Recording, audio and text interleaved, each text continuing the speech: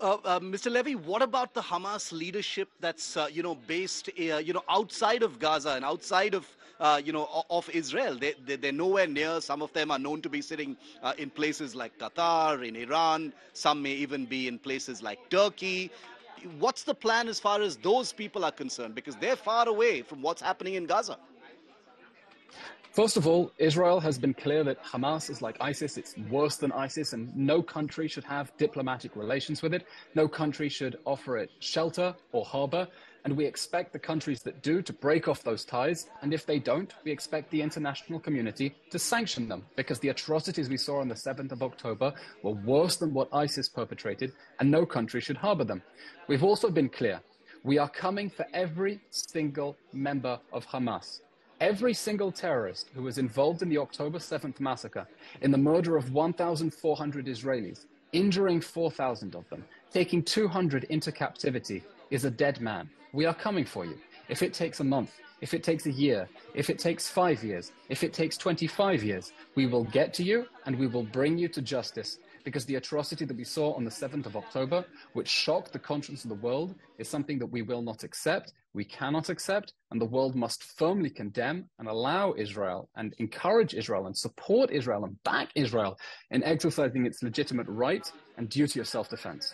To be clear, Mr. Levy, you're saying that people like Ismail Haniyeh, the chairman of the Hamas, and other members of the Hamas sort of management committee, as it were, who are safely out of range of what's happening in Gaza, you're saying they're not out of reach of Israel and that you're going for them as well. That's what you're saying. We are saying that every member of Hamas is a dead man walking. Now I want to talk for a moment about President Biden's arrival. It's going to happen very shortly. He's there in Israel, speaking of the international community, especially, Mr. Levy, in light of the hospital incident in Gaza yesterday. How do you think that changes things? This is a U.S. president who's already cautioned Israel against a ground operation in Gaza. How do you think things are going to be different given what happened yesterday? We're looking forward to welcoming President Biden. President Biden is a long-standing, solid supporter of Israel and a friend of Israel and an ally, and he's been very clear from the very beginning that what Hamas did was worse than the ISIS, that it reminds him of the atrocities of the Nazis, that Israel has a right to defend itself. And from the very first moment, he ordered the US military to make sure that Israel has all the supplies and all the replenishments we need in order to dismantle Hamas. And we regard President Biden's visit today as an extraordinary loving embrace, a loving embrace for every Israeli family whose life has been destroyed because their relatives have been murdered or injured or abducted, a loving embrace for every soldier who is on the front, a loving embrace for every citizen of Israel who is worried about what is happening next.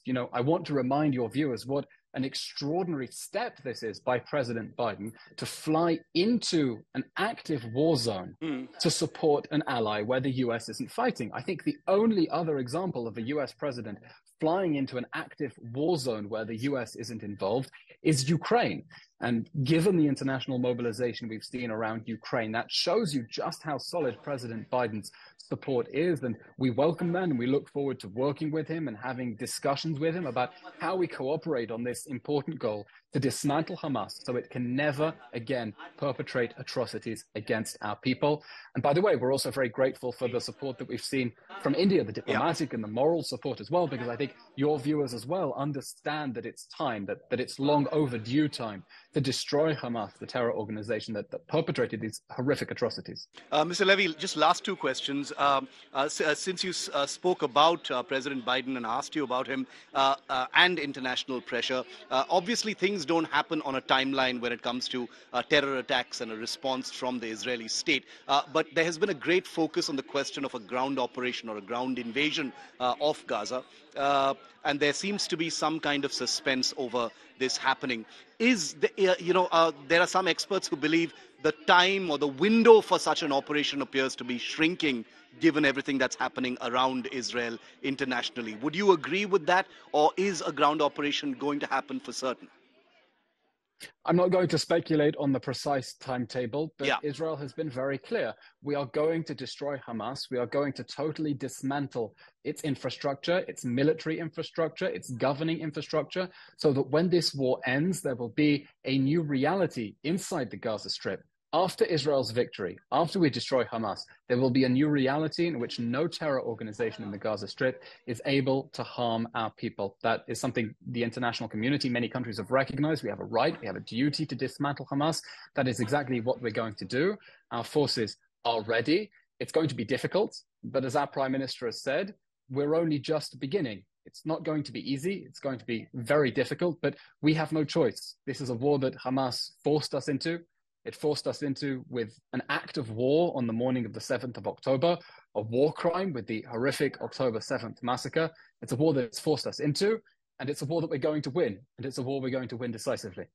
My final question to you, Mr. Levy, is about the possibility of this conflict widening beyond just Israel and Gaza to other places. We do know that there have been hostilities between Israel and Hamas. There have been airstrikes in southern Lebanon, in Syria. We've seen the rhetoric coming out of Iran as well. What is your view on the possibility of this exploding and widening beyond the conflict we see? You're right to draw attention to the broader regional context and concerns that Hezbollah, Hamas's twin sister in Lebanon, may enter the fighting. And our message is clear. Do not mess with us. Israel does not want to fight a war on two fronts. We didn't even want this war in Gaza. But if we are forced to fight a war on both fronts, we will fight that war and we will win that war. We are ready for it. And we are grateful to the United States as well for the extraordinary gesture of sending 2 aircraft carrier groups into the Middle East in a clear statement to Hezbollah and to Iran. As the President of the United States, Joe Biden, said, if you're thinking of messing with Israel, don't. It's a strong message of deterrence against any international actors thinking of getting involved in this conflict. Do not test us. If you test us, you will pay, and you will pay harder than you have before. We don't want to fight, but if you force us to defend ourselves, we will, and the consequences will be severe. Eylon Levy, thank you very much for speaking to India today. Thank you. Thank you very much. That's the spokesperson of Benjamin Netanyahu, the Prime Minister of Israel's PMO, many more big voices from Israel first and always here on India Today. We're counting down now to the arrival of the US President, Joe Biden.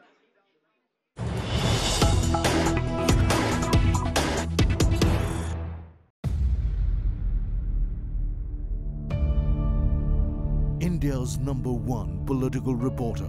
Defines what seems to be happening, vendetta politics. कोई दूध के से धुला हुआ नहीं है. Unmatched eye, unmatched experience. The world has changed.